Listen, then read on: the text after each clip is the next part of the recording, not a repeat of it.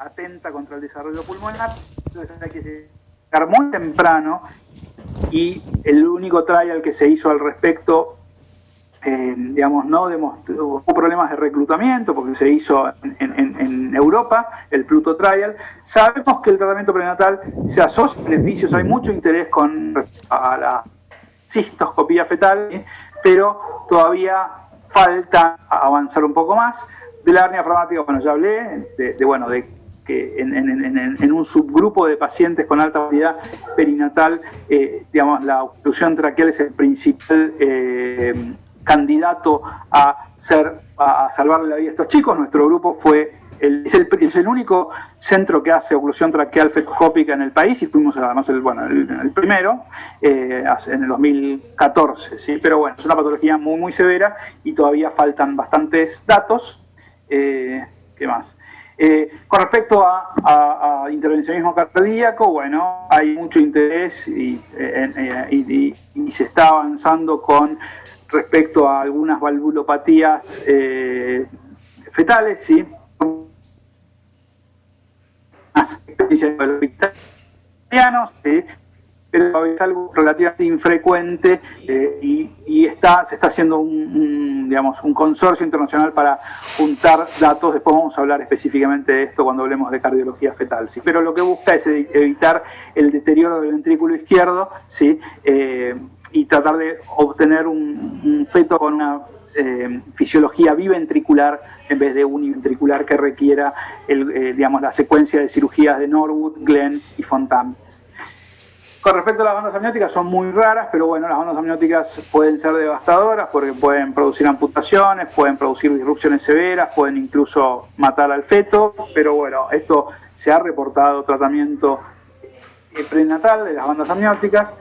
Y después, bueno, otros tratamientos más que prenatales son connatales, como el procedimiento EXIT, donde esto no hay que confundirlo con una cesárea, es más parecido a una cirugía fetal abierta. Uno lo que hace bajo soporte plantario, se puede tomar el tiempo de hacer una intubación compleja para asegurar la vía aérea, ¿sí? Después, bueno, vamos a ver bastantes casos cuando hablemos de malformaciones de la cara y malformaciones del cuello fetal, ¿sí?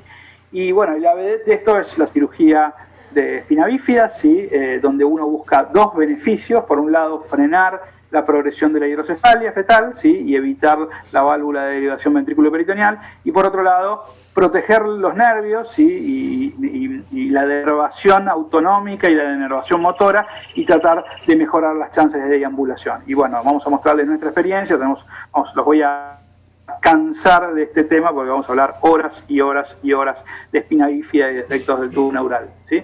En fin, bueno, esto es un ejemplo de cómo se ve una cirugía. Estas de las primeras cirugías que tenemos. Hoy en día las incisiones son mucho más chiquitas, son menores a 3 centímetros, ahí se ve la lesión, ¿sí? Y bueno, y uno básicamente, o sea, nuestro equipo ya hace poquito hicimos nuestra cirugía número 70 de esto, ¿sí? Y estamos por publicar de nuevo nuestros resultados en el contexto de un paper latinoamericano que junta 300 casos con los otros centros que tienen más experiencia en Latinoamérica. Y hay también interés en tratar de ver a ver si hay beneficios en técnicas más o menos invasivas. Nuestro equipo también fue el primero en hacer una cirugía fetoscópica en el país, pero bueno, esto todavía hay que investigarlo porque tiene ventajas y desventajas. Pero bueno, lo que nos alegra es cuando vemos un chiquito como Juan Pedro, ¿sí? Que tiene mielomeningocele, y si uno les preguntara a cualquiera, bueno, ¿cuál es el diagnóstico de este chiquito? Creo que el último diagnóstico que uno diría es espina bífida, ¿sí? Sabiendo que la espina bífida con tratamiento convencional se asocia a 70% de no deambulación y de silla de ruedas. ¿Y qué viene para el futuro de la cirugía fetal? Bueno, si miramos, probablemente se van a restringir cada vez más las terapias a cielo abierto. No sabemos qué va a pasar con la fetoscopía y si quizás va a estar asistida por cirugía robótica. Va a ir creciendo cada vez el tratamiento farmacológico fetal y se están metiendo muy de lleno las terapias celulares fetales y la terapia génica fetal, que van a revolucionar el tratamiento prenatal en las próximas décadas, ¿sí? También hay nuevas amenazas, ¿sí? Acá tenemos a Dejailson Arruda sosteniendo en su Santa Capibaribe, ¿sí? En Pernambuco, con una microcefalia asociada a Zika, ¿sí? Perdón, esto no sé por qué fui para atrás. Zika es el primer teratógeno infeccioso que aparece después, desde que apareciera la rubiola, ¿sí? Después de los años, o sea, desde el 50 para acá es el primero que aparece, ¿sí? Y hoy me preocupa. Por suerte la cosa no ha llegado a ser tan severa como pensábamos al principio, ¿sí? Pero probablemente lo que estoy es la punta del iceberg y debe haber mucho subdiagnóstico que tenga algunos efectos que no los asociamos a infecciones, ¿sí? Y de esto hablamos en el módulo de infecciones en el CANF avanzado. Y el otro problema que tenemos es el aumento de los embarazos gemelares, que digamos, el embarazo gemelar funciona de una forma absolutamente distinta que el embarazo simple y tiene complicaciones específicas, ¿sí? En nuestro hospital, la frecuencia del embarazo múltiple ha aumentado desde los últimos años. Esta es la frecuencia natural y bueno, tenemos digamos el doble de prevalencia, ¿sí? Y de hecho hay una limitación de cuántas camas de neo hay. En cuanto a los que evaluamos en la unidad, fíjense que es mucho más alta, es como 6 veces más. Y esto tiene que ver, sin duda, con el aumento de las técnicas de reproducción asistida y la postergación de la maternidad, ¿sí? Fíjense, nacimientos por ciclo estimulado según el método de fertilización asistida, ¿sí? Esto ha ido aumentando. Y la micromanipulación, el ICSI, es la técnica preferida. 70% aproximadamente de los nacimientos en pacientes con técnica de reproducción asistida son por ICSI, ¿sí? Que ya dijimos que tienen algunos riesgos. Y además está el otro efecto, el efecto de la postergación de la maternidad, ¿sí? Si la paciente, cuanto más grande se queda embarazada, más riesgo tiene de tener embarazos multicigóticos, ¿sí? Es decir, embarazos que están relacionados con una poliovulación, ¿sí? Entonces, fíjense, esto es el aumento de la tasa de GD desde los 80 hasta el 2010, y esto es la tasa de nacimientos en general. Los triples, también un auge hacia fines de los 90 y después se estacionó y está bajando, y esto tiene que ver con un uso más concienzudo de las transferencias embrionarias, ¿sí? Y bueno, eso también vamos a hablar en la parte de embarazo múltiple. De hecho, si uno mira los embarazos triples, el 80% de los embarazos triples vienen de técnicas reproductivas. La prevalencia natural es muy, muy baja, ¿sí? ¿Cómo? Y bueno, vamos, como dijimos, a hablar tanto de los riesgos maternos como de los riesgos fetales, directos e indirectos, de las técnicas de reproducción asistida, así como por ejemplo el aumento en la tasa de defectos congénitos, el aumento en los riesgos de algunos defectos genómicos raros, como defectos del imprinting genómico. Vamos a tener charlas avanzado de herencia no mendeliana, donde vamos a hablar de imprinting, ¿sí? Pero bueno, algunas enfermedades como el síndrome de Beckwith-Wiedemann o el síndrome de Angelman están avanzados, de Beckwith, están avanzados muy significativamente en las técnicas de reproducción asistida. Y hay cosas que nos sorprenden, como por ejemplo el nacimiento de Snow Baby. ¿Sí? Snow Baby, ¿qué es? Era un embrión que había sido creado a partir de donantes anónimos, que se congeló el 14 de octubre de 1992, justo un año después del nacimiento de su madre. Es decir, que tenía más o menos la edad de su madre, ¿sí? De la madre a la que fue transferido en realidad. Este es Snow Baby, ¿sí? Aparentemente no le pasó nada, pero es el embrión que ha estado más tiempo congelado y después transferido, ¿sí?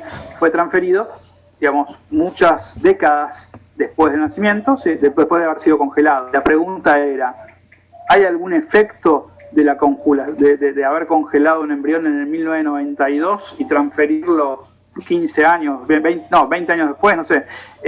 Bueno, muy chica la muestra, este chiquito todavía no tuvo ningún problema, pero no sabemos si a largo plazo su salud podría estar comprometida por algo, ¿sí? Así que bueno, esto con Snow Baby. Y después algunas otras cosas, como por ejemplo los bebés que tienen 3 padres, sí, que tienen una madre mitocondrial, una madre nuclear y un padre, lo que vamos a hablar cuando hablemos de genética mitocondrial en el CANF avanzado, ¿sí? Otra cosa también curiosa son los spermobots, ¿sí? Que son como robotitos. En realidad son digamos, son espermatozoides que se los modifica para que lleven algunas quimioterapias, ¿sí? Y para que detecten algunas... entonces, fíjense los espermatozoides como si fueran robots, nanobots, a trasladar medicaciones, ¿sí? Esto es, bueno, doctores tratan de forma satisfactoria la leucemia con edición genómica, es otra de las cosas que viene fuertemente gracias a CRISPR. Recuerden que las ganadoras del premio Nobel del año pasado, ¿sí? Del año pasado, Manuel Charpentier y Jennifer Doudna, ¿sí? Son las creadoras de CRISPR y vamos a hablar si esto está abriendo una evolución que va muy muy rápido, quizás demasiado rápido en terapia, en edición génica, ¿sí? Esto es un embrión que es una mezcla híbrida entre cerdo y humano, ¿sí? Que bueno, ustedes saben que algunos humanos pueden ser más o menos parecidos a los cerdos, pero este en realidad tiene el genoma de los dos. Y estos, ahora hablando de cerdos, microchanchos o microcerdos que crearon modificando algunos genes y que fueron un boom, ventas, porque todo el mundo ahora quiere tener de mascotas estos microcerdos que no crecen, ¿sí? Los tenés como si fuera un caniche toy, ¿sí? Este es el chancho toy, sería. También por primera vez se han clonado, digamos, simios, ¿sí? Motos, ¿sí? Porque, bueno, ustedes saben que después de haber clonado a Dolly, digamos, la nación de mamíferos es bastante difícil, pero bueno, ahora ya se ha avanzado para poder clonar, digamos, primates, y esto nos hace pensar que pronto se va a poder clonar humanos, y de hecho, bueno, ustedes saben que hace un poquito más de un año tuvimos esta noticia de que, bueno, se modificaron genéticamente gemelas en China, Lulu y Nana, ¿sí? Y después vamos a hablar también de ese tema y sus repercusiones, ¿sí? Y todo esto no es casualidad que pase en China, porque China manda sondas a Marte, manda sondas digamos, a la Luna, y Estados Unidos y el mundo occidental está cada vez más preocupado por el poder de China y se preguntan si China no va a dominar el mundo pronto, ¿sí? Y Bill Gates, que hace unos años nos previno y nos dijo que, ojo, que no venga una pandemia de un virus, también nos está previniendo ahora de que, ojo, con la edición genómica, porque puede empezar a generar y que haya especies de humanos favorecidas y otras más desfavorecidas, más allá de lo económico, ¿sí? Y con todo este mundo, ¿podemos nosotros cambiar algo? Bueno, miremos un poco de estadística para verlo, ¿sí? Si yo les hago esta pregunta, para que se despierten, sobre todo los que se han dormido, ¿de qué mueren? ¿Cuáles son las principales causas de muerte en niños menores de 5 años? Quisiera ver que me digan cuáles piensan que son las principales causas de muerte infantil. Malformaciones, dice Agustina. Leucemia, dice también Agustina. Escucho ofertas. Cardiopatías, traumatismos, cáncer, accidentes, prematuridad, complicaciones, cardiopatías, prematuridad, accidentes. Bueno, veamos, ¿sí? Bueno, alguno podría decir accidentes. De hecho, dijeron accidentes en el hogar es una causa de mortalidad significativa, ¿sí? Algunos dijeron cáncer. Sí, el cáncer infantil es una causa importante de muerte, ¿sí? A veces desconocida. Después tenemos, sobre todo en países subdesarrollados, alguna patología infecciosa como diarreas y deshidratación, ¿sí? Meningitis también es una causa importante de muerte infantil, ¿sí? En algunos países, incluso en el nuestro, la desnutrición puede ser todavía una causa de mortalidad. Pero si vamos a los números puros y duros, si miramos el mundo, ¿sí? Anualmente nacen 130 millones de bebés, ¿sí? Acá los tenemos, ¿sí? Cada uno de estos es 1 millón de bebés. Y 10 millones son borrados de la existencia, se mueren, ¿sí? 98% de estas muertes ocurren en países en China, en Perú, en Uruguay, en Bolivia, tenés 100 veces más riesgo de morirte que si en Suecia, Noruega, Inglaterra, España, ¿sí? Y lo primero que hay que mirar es no de qué, sino cuándo se mueren estos chicos, ¿sí? Acá tenemos a los 10 chicos que se mueren, los 10 millones de chicos que se mueren al año en el mundo, ¿sí? Y si lo ponemos en el contexto perinatal, desde el embarazo hasta los 5 años, vamos a ver que 3 de estos 10, un 30%, un tercio, se mueren durante el embarazo o el parto, ¿sí? ¿Qué más? Hay 3 más que se mueren en la primera semana de vida. Y hay 1 más que se va a morir antes del primer mes de vida. Es decir, que 70% de la mortalidad infantil ocurre antes del primer mes de vida, ¿sí? Y después ahora vamos a ver algunas causas, pero fíjense, esto está desdoblado de datos de Argentina, ¿sí? 42%, y esto solamente lo postnatal, ¿sí? Acá falta la otra mitad que es lo prenatal, ¿sí? Pero fíjense cuándo se mueren estos chicos. Eso nos da una idea de la importancia que tiene la medicina prenatal y perinatal, ¿sí? Y neonatal, digamos. 60% de la mortalidad infantil entonces es neonatal o fetal. Y ahora si miramos de qué se mueren los que se mueren en el periodo neonatal, estos 4, ¿sí? Entre el nacimiento y el mes, bueno, ahí aparecen algunas de las causas que ustedes dijeron, ¿sí? Hay una causa que es un eufemismo que usa la Dirección de Estadísticas de Argentina, que es que le pone a un 70% de las causas la etiqueta de perinatal, ¿sí? Que no significa nada, ¿sí? No es una enfermedad. Si ustedes buscan en un libro de no existe la enfermedad perinatal, ¿sí? Pero bueno, vamos a ver qué están hablando con ese eufemismo. Pero es la primera causa por lejos. La segunda causa son las malformaciones congénitas y las enfermedades cromosómicas. Después vienen, con mucho menos peso, enfermedades respiratorias, infecciones y causas externas. 98% de estas causas comienzan antes del nacimiento. Y eso les puede dar una pauta de qué importante es el trabajo que pueden hacer ustedes como fetólogos y neonatólogos, ¿sí? Porque 98% de las causas de muerte perinatal empiezan en el embarazo, ¿sí? Y si miramos entonces con un poco más de detalle estas causas, vamos a ver que estas llamadas perinatales, ¿qué es lo que son? Bueno, básicamente es prematuridad, ¿sí? Y insuficiencia placentaria o bajo peso, ¿sí? Dificultad respiratoria y neumonía, que muchas veces también no son mutuamente excluyentes, están relacionadas con estas dos, con prematuridad y restricción de crecimiento. Lo mismo con sepsis y enfalitis, ¿sí? Que están relacionados claramente con la prematuridad. Complicaciones maternas del embarazo es mucho menos frecuente, fíjense que es un 4% de este 70%, ¿sí? Donde más de la mitad tienen que ver con las dos primeras, ¿sí? Y problemas del parto, y ahora los retrotraigo a lo que hablábamos al principio, la obstetricia como concentrada en los problemas que pueden ocurrir en el parto. Fíjense lo importante que son los problemas que pueden ocurrir en el parto. Son prácticamente insignificantes, ¿sí? Lo importante es lo que pasa en el embarazo, no lo que pasa en el parto, ¿sí? Bueno, de esto vamos a hablar, obviamente, con más detalle a lo largo de este curso, ¿sí? Y incluyendo el amplio espectro de la función placentaria. Si ahora miramos la otra parte, miramos el 30% que tienen malformaciones y enfermedades cromosómicas, de estas, bueno, obviamente son mucho más frecuentes los malformados, 90% son malformados, 10% son aneuploides, ¿sí? Y vamos a hablar, bueno, obviamente durante este mes de los aneuploides, ¿sí? Y durante muchos meses de las malformaciones, ¿sí? Si ahora uno pone esto en contexto, fíjense qué raro que es este cuadro, ¿sí?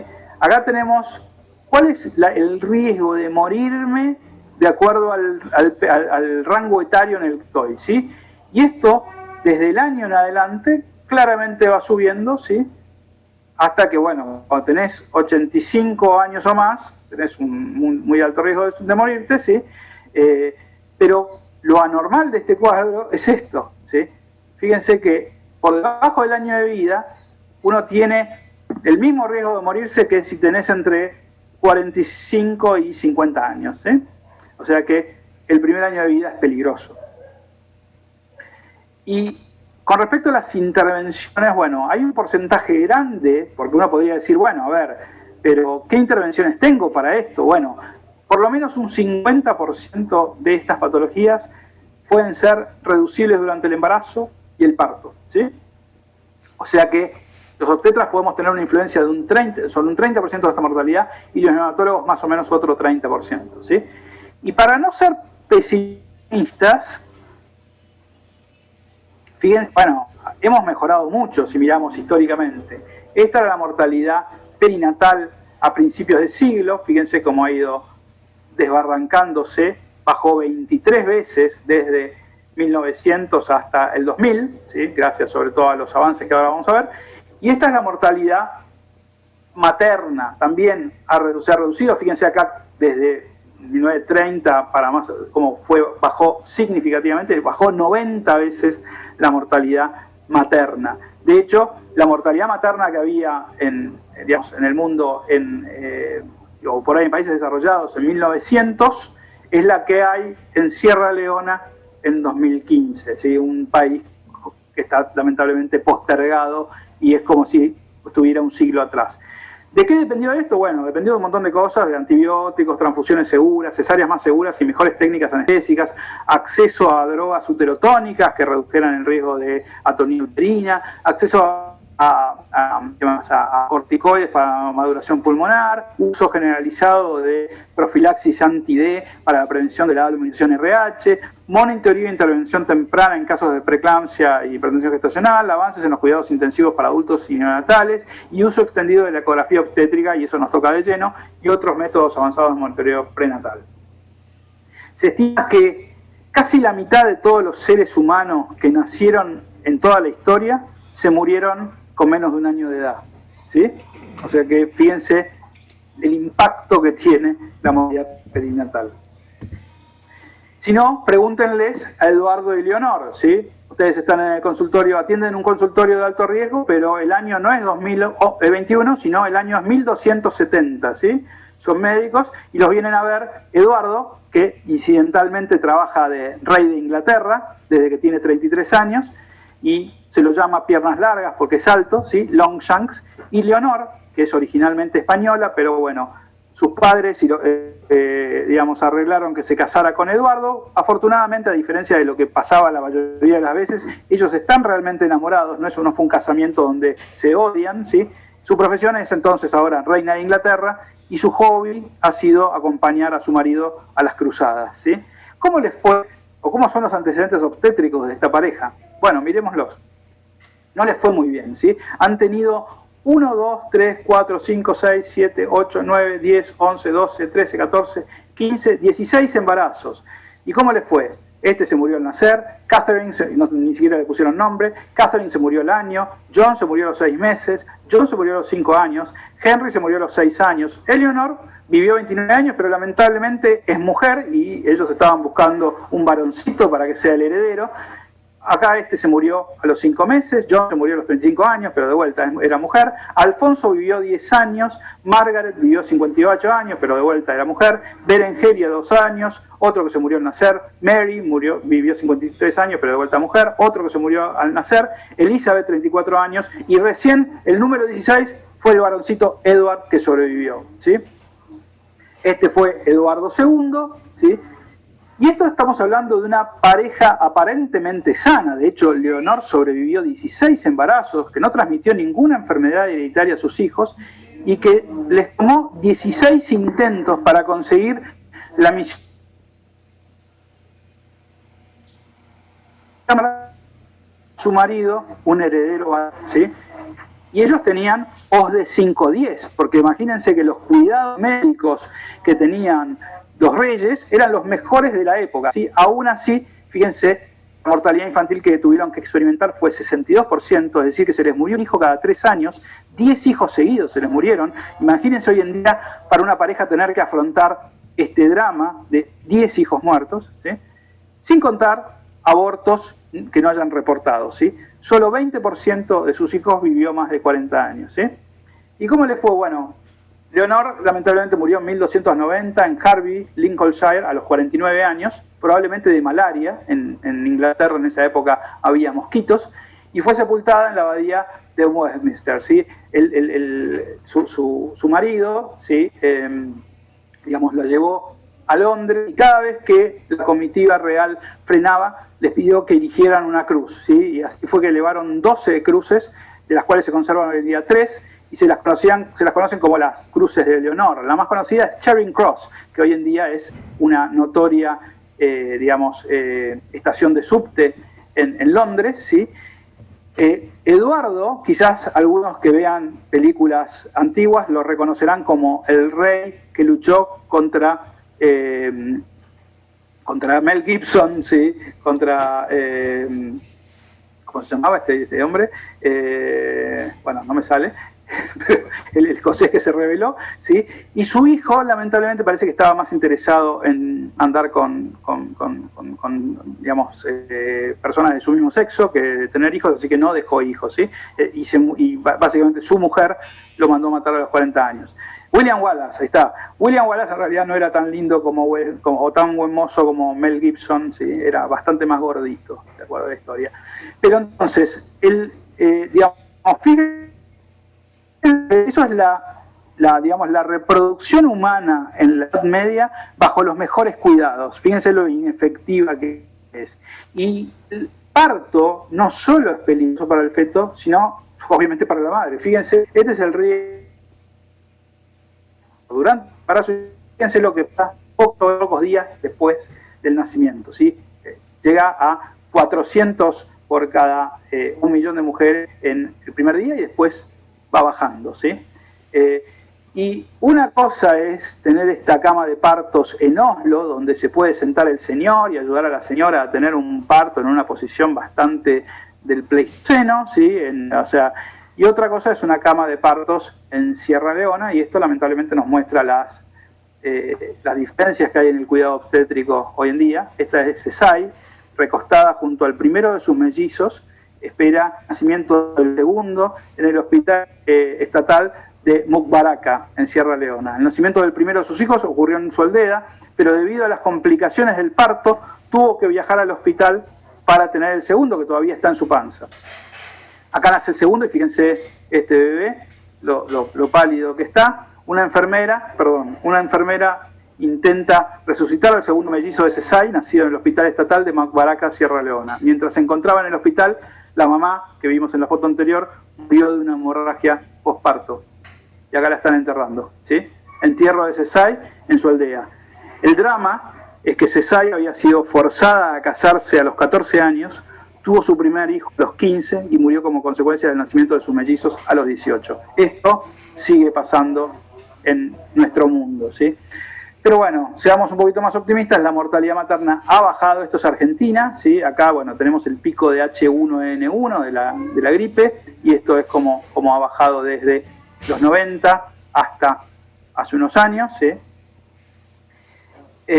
Esta es la distribución porcentual de muertes, ¿sí? Las causas más frecuentes son muertes no relacionadas con el embarazo. Después estaban las muertes relacionadas con el aborto, que bueno, tenemos que hablar algo al respecto, ¿sí? Y las muertes relacionadas con la hipertensión. Y estos son los países de acuerdo a la provisión o no de aborto, o si está legal, ¿sí? Y esto es la eterna discusión, que no vamos a entrar acá en polémicas, donde probablemente ambas partes tengan razón, ¿sí? Por un lado, saber que el feto algunos derechos debe tener, o en algún momento deben empezar los derechos del bebé, y las mujeres también tienen derechos, pero estos están muchas veces en conflictos con los del feto, ¿sí? Y ha habido muchas críticas a ambas posiciones, ¿sí? Tanto a la posición pro vida como a la posición pro choice, donde no hay choice, no hay elección para el feto, ¿sí? Y la pregunta fundamental acá es, bueno, ¿cuándo empieza la vida? ¿Sí? Los religiosos opinan que en el momento de la concepción, y mucha gente también, algunas personas, los jueces, por ejemplo, pueden pensar que empieza en el nacimiento. Bueno, y algunos piensan que cuando te dan la licencia de conducir, pero fuera de broma, digamos, el problema acá no es cuando ocurre la vida, cuando empieza la vida, porque la vida sabemos que empieza en la fecundación, porque, digamos, la cigota está viva, la vida humana empieza en la fecundación porque, digamos, la cigota tiene un genoma humano, pero la pregunta real es cuándo empieza la persona. Y esa es una pregunta que no es una pregunta científica, es una pregunta filosófica por la cual